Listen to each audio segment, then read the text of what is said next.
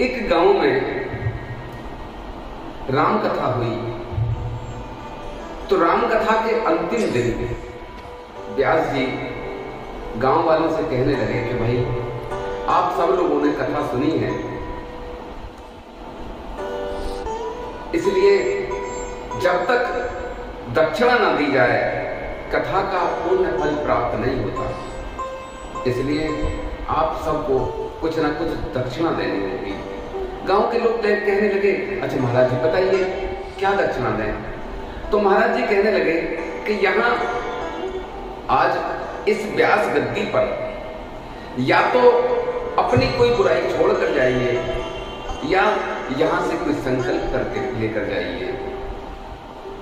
मतलब कोई अगर गुटखा खाता है, खैनी खाता है तो वो यहाँ छोड़कर जाओ, और कोई किसी में कोई बुराई नहीं है तो वो यहाँ से कोई संकल्प करके जाइए कि आज से हम 5 मालाएं रोज करेंगे या 11 माला रोज करेंगे या अपने घर में सुबह शाम कीर्तन करेंगे। तो या तो कुछ बुराई अपने यहाँ छोड़कर जाए व्यास गद्दी पर या कोई संकल्प करके जाए। तो गांव में किसी ने अपनी बुराई छोड़ी, किसी ने संकल्प लिया, सभी लोग चले गए। शाम को कुछ बुजुर्ग लोग व्यास जी के पास आए, कहने लगे महाराज जी पूरे गांव में सभी ने कुछ ना कुछ लिया, किसी ने संकल्प लिया, किसी ने बुराई छोड़ी, लेकिन गांव के एक सेठ जी हैं, ना तो वो एक भी दिन कथा में आए ना ही उन्होंने कोई संकल्प लिया। अब तालाब को गंदा करने के लिए तो एक ही मछली काफी होती है। महाराज जी कहने लगे अच्छा सेठ जी को बुला कर लाओ। सेठ जी को बुला कर लाए तो सेठ जी से कहा कि सेठ जी यहाँ पूरे गांव में सभी ने कोई ना कोई संकल्प लिया है या अपनी कोई बुराई छोड़ी है, आप भी या तो अपनी कोई बुराई यहाँ छोड़कर जाइए या कुछ यहाँ से संकल्प लेकर जाइए। सेठ जी कहने लगे, सोचने लगे ये तो बड़ी अच्छी बात हो गई। फिर सेठ जी ने झगड़ा निपटाने के लिए, विवाद को निपटाने के लिए कहने लगे अच्छा ठीक है, हम यहाँ से संकल्प लेते हैं। क्या संकल्प लेंगे सेठ जी?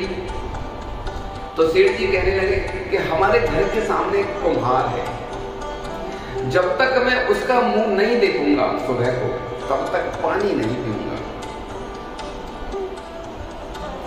लोग कहने लगे ये कैसा संकल्प है, भला इससे क्या फायदा होने वाला है। व्यास जी ने भी कोई तर्क वितर्क न किया, सोचने लगे कि सेठ जी ने हमारी बात मान ली, इतना ही बहुत है। सेठ जी चले गए। सेठ जी ने संकल्प लिया तो निभाया। 12 साल हो गए। इन 12 सालों में सेठ जी ने एक भी दिन ऐसा ना बीता कि जब कुम्हार का मुख बिना देखे चल भी किया हो। सेठ जी ने पूरी ईमानदारी के साथ संकल्प लिया तो निभाया।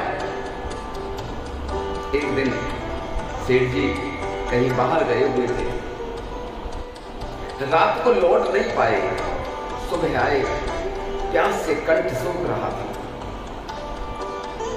घर के बच्चे कहने लगे पानी लेकर आए, तो सेठ जी कहने लगे कि नहीं मैं अभी आता हूं। किसी को पता नहीं पड़ने दिया सेठ जी ने अपने संकल्प का। दौड़े हुए कुम्हार के घर पहुंचे।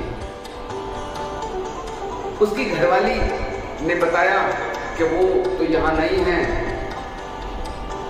वो तो मिट्टी लेने के लिए पहाड़ पर गए हैं। सेठ जी सोचने लगे कि पी लूं क्या, प्यास के मारे गला सूख रहा है, क्या जल पी लूं। फिर सोचने लगे अरे 12 बरस की मेहनत है, 12 बरस की तपस्या है, एक क्षण में भंग हो जाएगी, चलो देखते हैं। सेठ जी पहाड़ की ओर चल दिए। उधर कुम्हार मिट्टी खोद रहा था, तो मिट्टी खोदते खोदते उसे एक सोने से भरा हुआ घड़ा मिला। कुम्हार खुशी से नाचने लगा।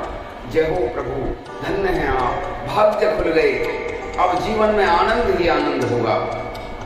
धन्यवाद आपका, बहुत बहुत धन्यवाद प्रभु। इतनी ही देर में सेठ जी पहाड़ की ओर जब चल रहे थे तो कुम्हार ने सेठ जी को देखा। सेठ जी ने कुम्हार को देखा तो सेठ जी कुम्हार को देखते ही कहने लगे, बस देख लिया, देख लिया। कुम्हार ने सोचा, कुम्हार ने समझा कि सेठ जी ने ये घड़ा देख लिया। सेठ जी कुम्हार कहने लगा, रुकिए रुकिए सेठ जी, रुकिए, मैं अभी नीचे आता हूं। कुम्हार नीचे आया, कहने लगा, सेठ जी किसी से कहिएगा मत, 50-50 हम आपको आधा आधा कर लेंगे, किसी से कहना मत, बड़े नसीब से मिला है। सेठ जी कहने लगे, क्या 50-50, क्या दिखाइए दिखाइए, क्या 50-50। कुम्हार उस सेठ जी को ऊपर ले गया, वहां घड़ा दिखाकर बोला, तो सेठ जी आपने यही घड़ा देखा था ना, इसका आधा सोना तुम रख लो, लेकिन किसी को बताइएगा मत। इतना सुनते ही सेठ जी की आंखों से आंसू बहने लगे, थपक कर रोने लगे सेठ जी। कुम्हार कहने लगा, सेठ जी क्या हुआ? अरे आधा घड़ा सोने का मिला है आपको तो खुश होना चाहिए, आप तो रो रहे हैं। सेठ जी कहने लगे, अरे पगले, तुझे क्या मालूम कि तेरा मुख देखे बिना मैंने 12 साल से पानी भी नहीं पिया था।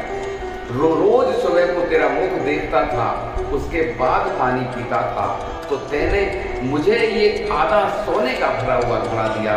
काश अगर मैंने भगवान का मुख देखकर पानी पीने का संकल्प लिया होता तो आज न जाने मुझे क्या मिल गया होता।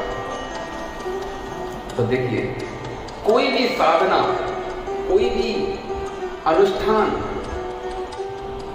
जब तक नियमों में बंद कर ना हो तब तक उसका पूर्ण फल प्राप्त नहीं होता। कोई भी पूजा, कोई भी साधना नियमों में करनी चाहिए, नियमों में बंद कर करना चाहिए। बोली वृंदावन बिहारी लाल